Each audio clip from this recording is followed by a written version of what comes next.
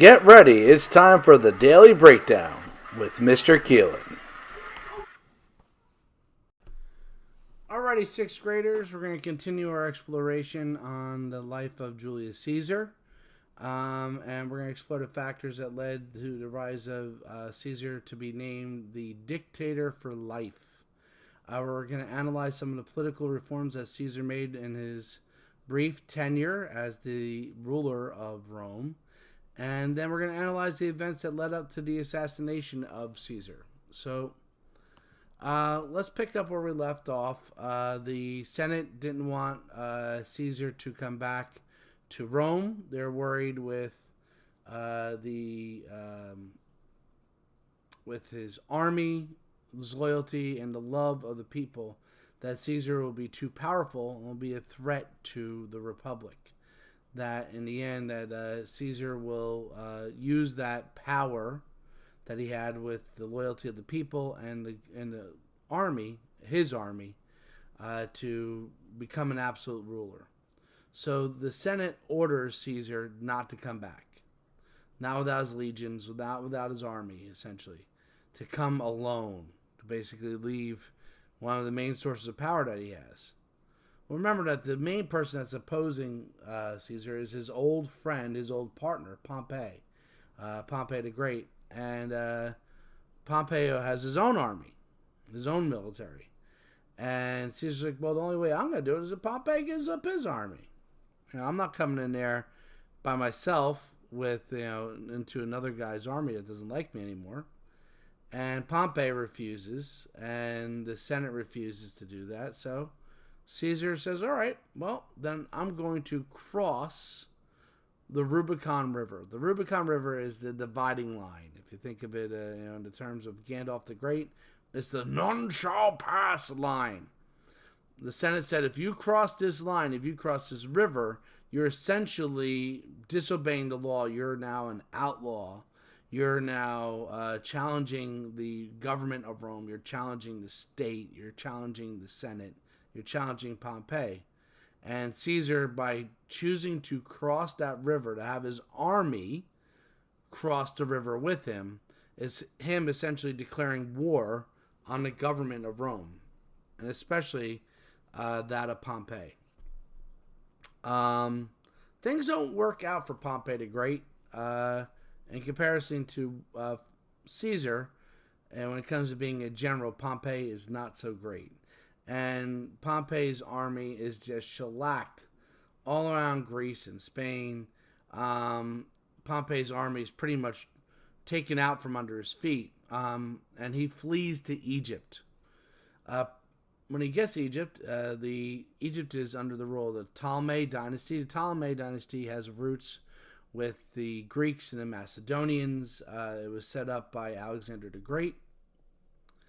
And it's a dual rule of the eldest sister and eldest brother of that family who are married together. Ew. And the sister is like in her late teens, early 20s, and he's like 9 or 10.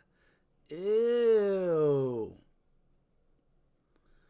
And get this, the two of them hate one another. They're competing against one another. They both want to be the ruler of Egypt. And both of them recognize with Caesar arriving that the real ruler of Egypt is going to be Caesar. So whoever can cozy up to him the best will most likely get control over their country. So Ptolemy and his advisors have Pompey assassinated, have him murdered, have him beheaded. And he presents Caesar with Pompey's head as a gift, thinking that Caesar would appreciate it. But Caesar, seeing his old friend, his current rival, but his old friend, in that state and disrespected in such a way, he's actually first cries and then becomes angry.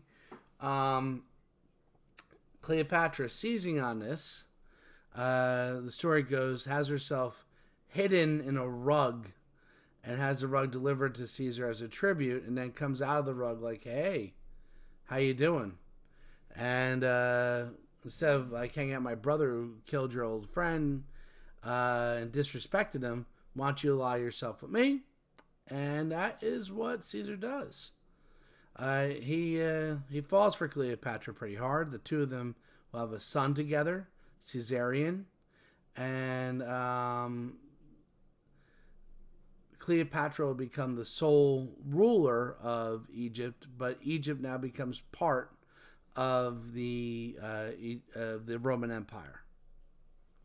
So now Caesar not only defeats Pompey, but he adds Egypt and all of its natural resources to the treasure of the Roman Empire. So Caesar returns to Rome with his main rival vanquished, with expanding Rome's power from Britain to Egypt. And he is now got all the swag. On top of it, he comes bearing tons of wealth and treasure that he gives, in a large part, to the plebeians, to the common people. You give people a bunch of money and wealth and treasure, and all of a sudden, ooh, they're really loving Caesar. And now with no one to stand in between him and to challenge him, Caesar is declared by the Senate dictator perpetus. Sorry for my bad Latin pronunciation, which essentially means rule for life. If you look at the word perpetus, it's like perpetual, forever. Perpetus. And he refers to himself as the imperator, which is the Latin for emperor. And the Senate, rightfully so, says the Republic is really at risk.